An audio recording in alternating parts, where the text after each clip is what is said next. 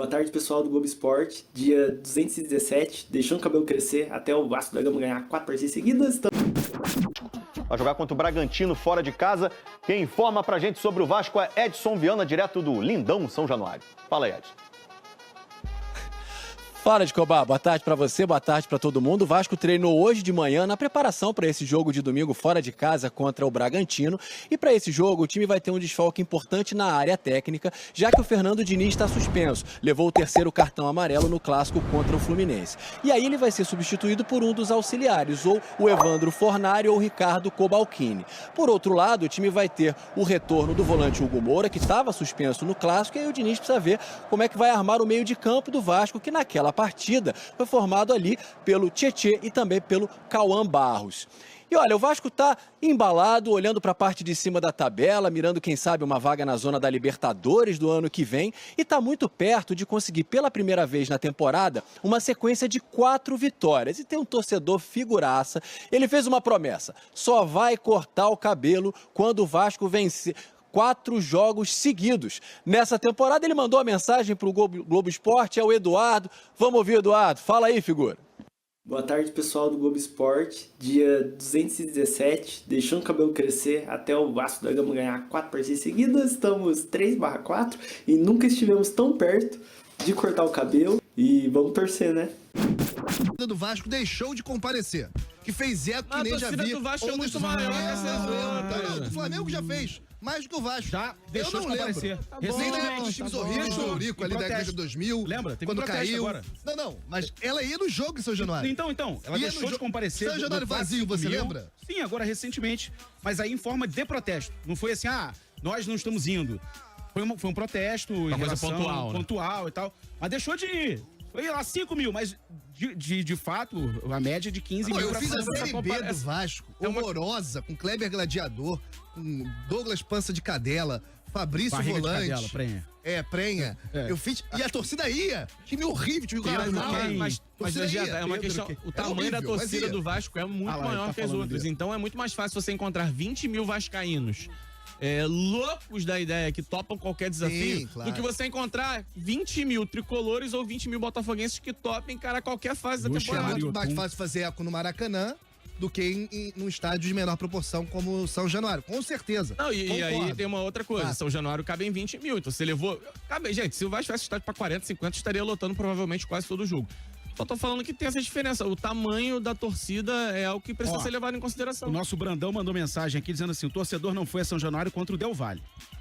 Aí, a informação. O Vinícius Freire falou. Mas acho que em forma de protesto também ou não? Não, que já tinha tomado também. Engraçado que em 23 e 24 tava ruim a situação. Não tava. O Fluminense tinha as maiores médias do Brasil. Pô, mas assim... Mas não tava ruim, tava bom. 23, em 23, 24, olha o ano do Fluminense. Mesmo que você não disputasse o título do Brasileiro, a grande campanha na Libertadores acaba por rebote, impulsionando o torcedor a comparecer ao estádio. E ano passado teve um negócio chamado luta contra rebaixamento. É como eu falei, são os extremos. É verdade. A luta contra rebaixamento leva... O marasmo é pior, assim, falando de arquibancada, tá? Sim. O marasmo, ele é pior do que uma luta contra rebaixamento, porque o torcedor desaparece no marasmo. Agora, na luta contra rebaixamento, o cara vai. O cara se esforça e vai. E eu queria saber do Farias, né? O que ele quer falar sobre Vasco? Porque tem jogo no fim de semana contra o Bragantino e ele disse que era favorito, mesmo fora de casa. Favorito. Tabela, uma briga ali por posições. Bragantino atrás. Não deixa de ser um confronto direto. Você vence o Bragantino, elimina logo o Bragantino, joga uma arrancada, sei lá. E o Bragantino que tá num dos piores anos recentes. Olha, que situação. O verdinho que eu tô te mostrando aqui no aplicativo são as vitórias. Olha o Bragantino. Não. É vermelhinho, amarelinho de infarte. É só verde. Não dá green pro... Meu amigo, é impressionante como a equipe do Bragantino se enfiou numa má fase. Teve um início de campeonato até razoável. Ano passado o Bragantino escapa do rebaixamento na última rodada, né? Acaba se livrando, aí cai o Criciúma, cai o Atlético Paranaense. E parecia, pelo início do campeonato, que o Bragantino conseguiria reproduzir um campeonato mais próximo àquele de 2023, quando o Bragantino chegou até a brigar pelo título da competição. E o Bragantino desabou, principalmente no segundo turno. O Vasco chega num momento muito mais favorável.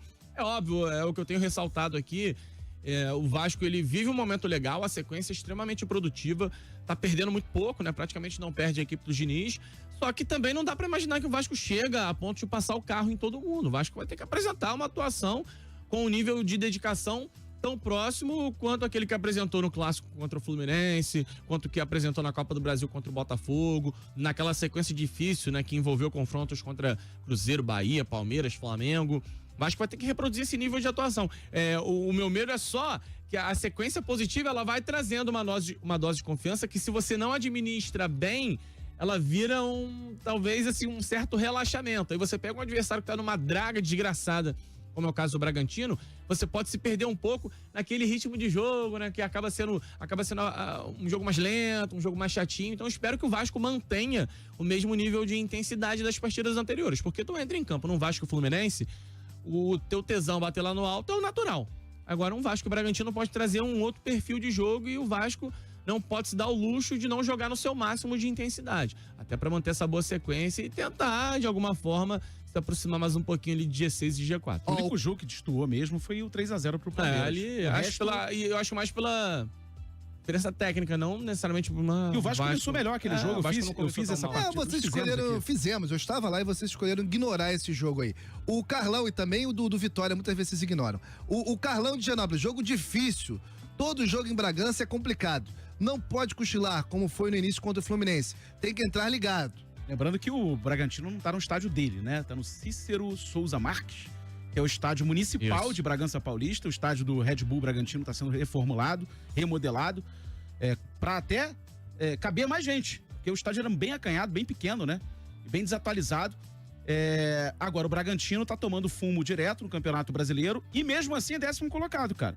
Tá ali. Primeiro turno, né?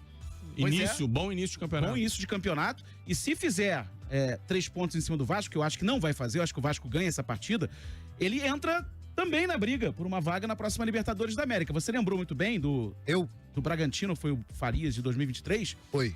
O último jogo do campeonato de 23 é um gostoso Vasco e Bragantino em São Januário. Toda hora vocês lembram desse jogo também. Estávamos com o Léo Pinheiro. Vocês estão ficando velhos, sabia? Você tá velho já. Eu tô velho. Eu tô segundo mais velho da equipe. Pois é. Bragantino 6º colocado em 2023 e o Vasco 15º. Galera, e uma situação aqui importante para o Admar ficar de olho, né? O Felipe, os scouts do Vasco, acompanhar ali o Vidiamil. Que jogador, Gabriel Vidiamil, meio-campista da LDU. Barato, tá? Tá barato. O final do contrato dele vai até 31 de dezembro de 2027. Ele veio por empréstimo do Bolívar, ele é boliviano, foi contratado pela LDU por 1,2 milhões de euros, ou seja, muito barato. E é um meio-campista versátil, fez 2 gols, simplesmente acabou com o jogo ontem. Acabou com o jogo do Palmeiras ontem, tá? É um meio-campo que, obviamente, o Vasco pensando no que vem na Libertadores, e a depender do que acontecer com a LDU, claro, ele vai se valorizar, mas pensando num projeto aí, porque o Vasco vai precisar. O contrato do Coutinho é até meio do ano que vem. Você ter ali um jovem para ser... É claro que o talento do Coutinho é incomparável, mas você ter o Coutinho depois, estende mais um ano de contrato com o Coutinho, né? Tenta lá um empréstimo junto ao Aston Villa, mas você ter o Matheus França e o Vidiamil disputando ali, porque o contrato do Paulinho, né, acho que se encerra ano que vem. Paulinho ainda está naquele processo, né? A gente torce muito para que o Paulinho volte a ser aquele Paulinho de 2023. Mas é bom ter um Gabriel Vidiamil assim, ficar de olho, porque é uma oportunidade, tá barato e vai se valorizar. Então, com certeza, um jovem jogador, tem 24 anos, ele tem o pé direito, né, destro, atua na posição de campo, ele é o número 15, tá? Muita atenção nesse garoto. Acabou com o jogo ontem. O Vasco deu a volta por cima no Brasileirão. Depois de um primeiro turno turbulento, o gigante da colina reagiu com autoridade e agora vive um dos melhores momentos da temporada. No último clássico, o time de Fernando Diniz venceu o Fluminense por 2-0 com gols de Ryan e Nuno Moreira, mostrando equilíbrio, raça e eficiência. Os números provam essa evolução impressionante. No retorno, o Vasco disputou 10 jogos, conquistando 6 vitórias, 2 empates e sofrendo apenas 2 derrotas. Um desempenho que coloca o clube na 3ª colocação do retorno com 20 pontos somados. Com o sistema defensivo mais sólido e o ataque funcionando, Diniz transformou o time em uma verdadeira máquina de competir. O torcedor já sente que o Vasco está reencontrando sua identidade. E se você quer continuar acompanhando essa arrancada histórica, se inscreve agora no canal Vasco On, ativa o sininho e vem com a gente até o fim do Brasileirão. Saudações vascaínas e até o próximo vídeo. Tamo junto, galera!